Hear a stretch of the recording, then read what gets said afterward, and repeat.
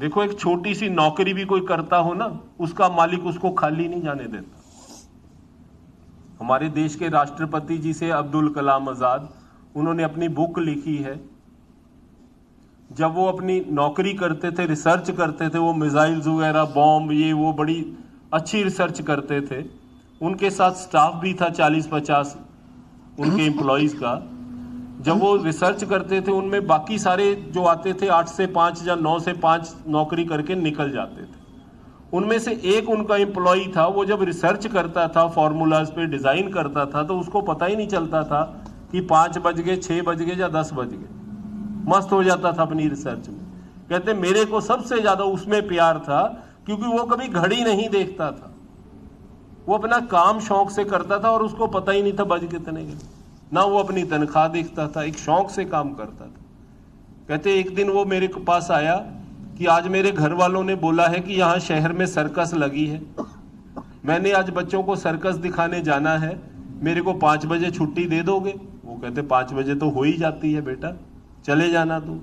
कहते मेरे को पता था कि जब 5 बजेगे तो ये भूल जाएगा और अपने काम में इतना शौक से मस्त हो जाता है, इसने भूल जाना है। वही बात हुई, 5 बज गए, 6, 7, 8, 9 वो भूल गया, सर्कस भी भूल गया, घर जाना भी भूल गया। जब 7-9 बजे तो उसने कहा लो भी आज तो घर काम हो गया मेरा, घर वाली अच्छी तरह स्वागत करेगी। चला गया घर, आहिस्ता आहिस्ता गया। जब गली में स्कूटर लेके गया तो उसने सोचा भी जब वो घर वाली कूद के पड़ेगी गेट पे तो सारे आस पड़ोस वाले दिखेंगे कि कैसे मेरी सेवा हो रही है। उसने स्कूटर ही बंद कर दी, बड़े आराम से चुपके से घर में आके अंदर लगा के कमरे में बैठ गया। घर वाली आई, कहती चाय लाऊं या पानी लाऊं? उसने देखा उसका मुंह, ये क्या हो गया, ये तो डायरेक्शन ही बदला पड़ा है। कहती कॉफी लाऊं, कुछ खाने के लिए लाऊं? वो डर गया, भाई इसके बाद सेवा करेगी अच्छी तरह मेरी। वो चुप हो गया, कहता नहीं कुछ नहीं चाहिए, मेरे को तो ये बताओ बच्चे कहाँ गए हैं? कहते आपको पता नहीं, मजाक मत करा करो। लाल बत्ती वाली कार में अब्दुल कलाम आजाद जी आए थे 5 बजे, बच्चों को ले गए सर्कस दिखाने के लिए। वो तो कह रहे थे आपने उनको भेजा है सर्कस दिखा के। उन्होंने बोला था 2-3 घंटे लेट आएंगे, हमने बाजार में खिलौने और चीजें भी लेनी है बच्चों की। जो एक काम करने वाला इतना ध्यान रखता है बच्चों का और घर का, जो कुल मालिक जिसकी सेवा में आप मस्त होके लगोगे। देखो सेवादार लाखों आएंगे, मस्त होके 10-15 ही सेवा करते हैं, बाकी तो घड़ी देखते हैं कि बाबा जी 12 बजे निकले तो 12:15 मैं निकल जाऊं। जो मस्त होके 10 सेवादार काम करेंगे तो मालिक उनके भी कमी नहीं छोड़ता। एक ईरान के बहुत बड़े फकीर थे, भक्ति करते थे। एक छोटी झोंपड़ी थी, 4 बर्तन थे, छोटा खाना था। उनके घर में एक चोर आ गया चोरी करने के लिए। उसने, चोर ने देखा बर्तन बुर्तन हिलाए थोड़े बहुत, ज्यादा कुछ खाने को दिखाई नहीं दिया। उनके दाएं बाएं देखा, कोई पैसा भी नजर नहीं आया। फकीर को तो पता चल गया कि चोर आया है, ठीक है इसको मेहनत करने दो, मेरे पास कौन सा कुछ है, लूट के ले जाएगा। 5-7 मिनट जब वो इधर उधर सारी कपड़े भी फोलने लगा उसके, ये भी बर्तन भी फोलने लगा, तो फकीर उठ के बैठ गया। कहता भाई तू मेरे घर आया है तो मेरे घर भी कुछ नहीं, लेकिन एक चपाती रात की बची है, बैठ मैं तेरे को खिलाऊं।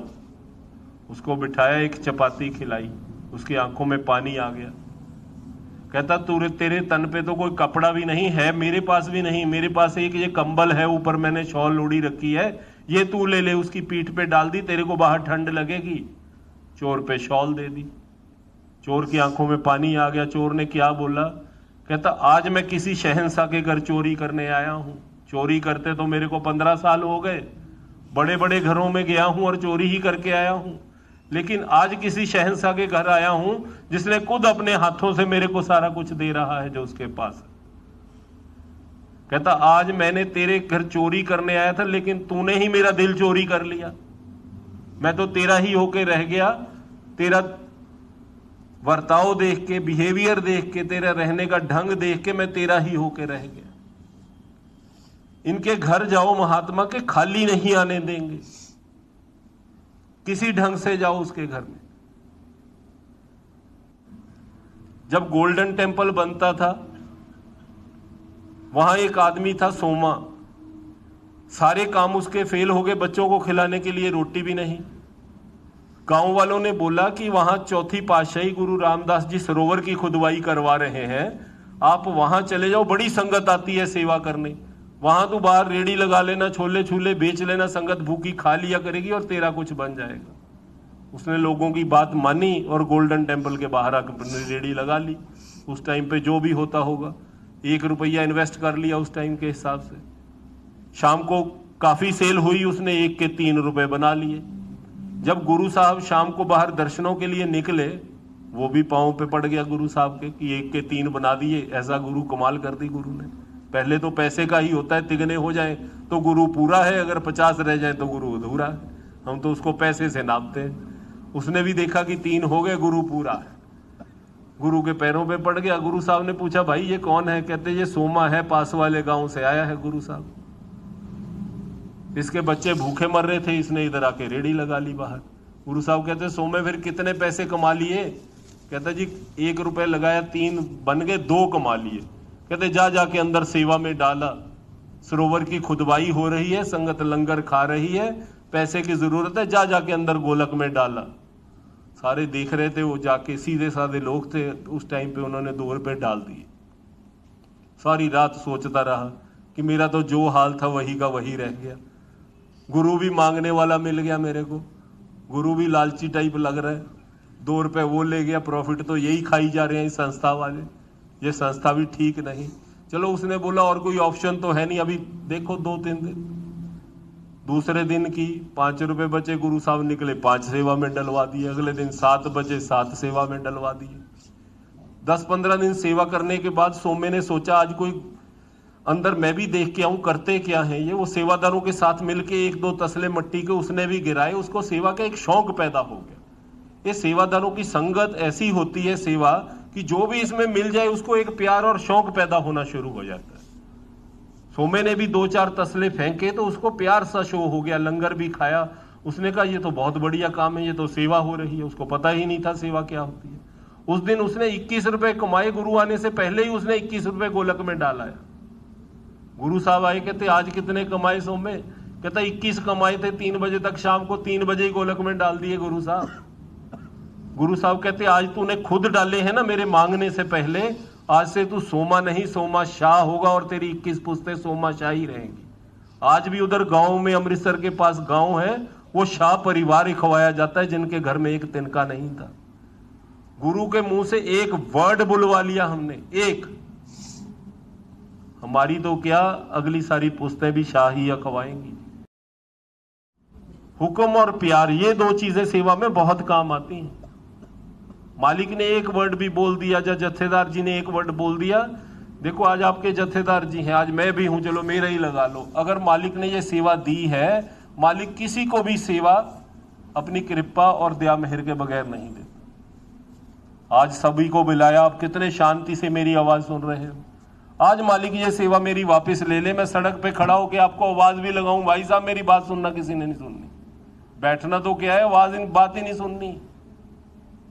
ये मालिक जो हुक्म की सेवा देता है आप लोगों को भी देता है। ये नहीं कि मेरे कोई, सबको, जिसको सेवा देता है उसके साथ एक पावर होती है, लेकिन हमें दिखती नहीं।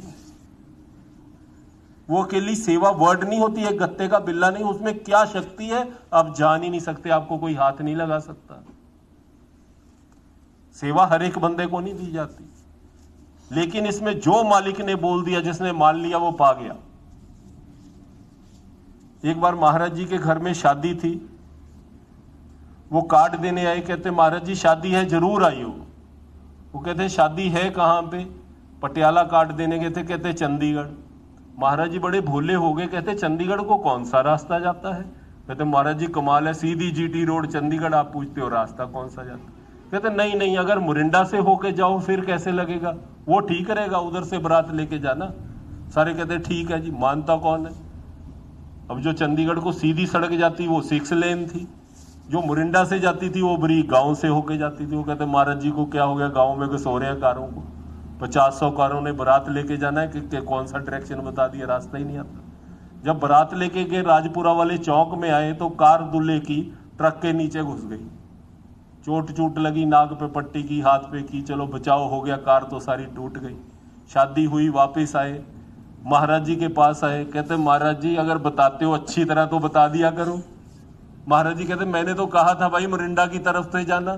कई सीधा मेरी बात सुन के मान लेते हैं, कई ट्रक के नीचे जाके मान लेते हैं। ये तो अब सेवादार पे डिपेंडेंट है कि अब आपने पहली बार मानना है कि दूसरी बार मानना है, ट्रक के नीचे जाके मानना है कि जत्थेदार की सीधी बात माननी। सेवा में एक लाइन बोली जाती है, जिसने कैच कर ली, वो तो खट गया, दूसरा नुकसान होने के बाद खट जाएगा, खटना तो है ही।